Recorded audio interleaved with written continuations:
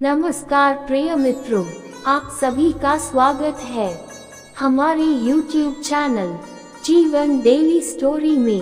अगर आप लोग हमारे चैनल पर नए हैं तो हमारे चैनल को सब्सक्राइब अवश्य करें और अच्छे कमेंट करें। धन्यवाद। स्कंद पुराण में एक अति सागरवृत अति लाभदायक ज्ञान उपदेश कथा है जिसे श्री राम ने अपने परम भक्त मित्र एवं शिष्य श्री हनुमान जी को अंतिम भेंट में दिया। तो चलिए जानते भगवान श्री राम ने हनुमान जी के लिए कौन से जीवन के आध्यात्मिक ज्ञान दिया है। मेरे प्रिय वायुनंदन, इस भौतिक संसार में जो जन्म ले चुके हैं, जो जन्म लेने वाले हैं, जो शरीर त्याग चुके हैं, उन सबको तथा अपने और पराये सभी कार्यों को मैं भली भांति जानता हूँ। जीव अपने कर्म के अनुसार अकेला ही जन्म लेता है और अकेला ही मृत्यु को प्राप्त होता है। अतः तुम तत्व ज्ञान में ही सदा स्थिर रहना। आत्मा स्वयं प्रकाश है, तुम सदा आत्मा के स्वरूप का ही चिंतन करो। देह आदि में ममत्व और ममता त्याग दो, सदा धर्म का आश्रय ही लेना। साधु पुरुषों से सत्संग करो, संपूर्ण इंद्रियों का दमन करो, दूसरों के दोष की चर्चा से दूर रहना, शिव और विष्णु देवों की सदा पूजा करना, सर्वदा सत्य शब्द कहो, आत्मा और परमात्मा की एकता और एकत्व का अनुभव करो। राग और द्वेष से बंधकर जीव धर्म और अधर्म के वशीभूत होते हैं।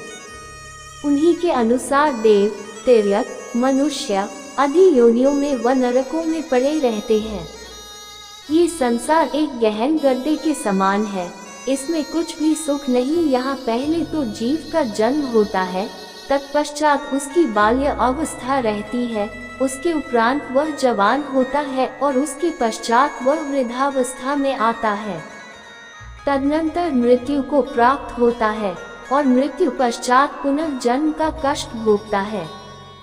इस प्रकार ज्ञान के अभाव से ही मनुष्य देख पाता है। अज्ञान की निवृत्ति हो जाने पर उसे उत्तम सुख की प्राप्ति होती है।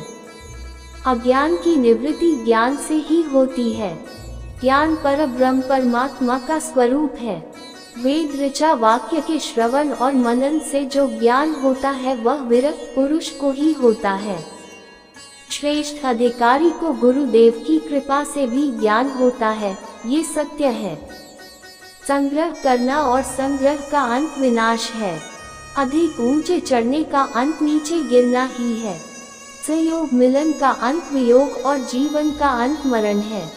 जैसे सुदृढ़ स्तंभों खंभों वाला ग्रह सदीर्घ काल बाद जीर्ण हो जाने पर नष्ट हो जाता है, उसी प्रकार मनुष्य जरा जीर्ण होकर मृत्यु के अधीन हो नष्ट हो जाता है।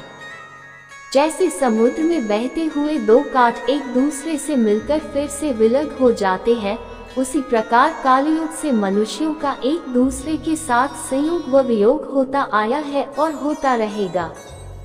इसी प्रकार स्त्री, पुत्र, भाई, क्षेत्र और धन ये सब कभी कुछ काल के लिए एकत्र होते और फिर अन्यत्र चले जाते हैं।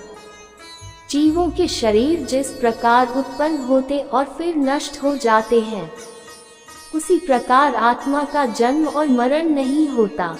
अतः तुम शोक रहित अद्वैत ज्ञान में सत्स्वरूप निर्मल परब्रह्म परमात्मा का दिन रात चिंतन करना।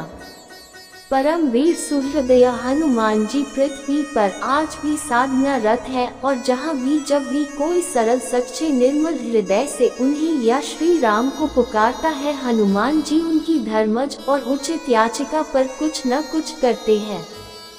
उनके भक्त कभी भी निराशा में नहीं रहते।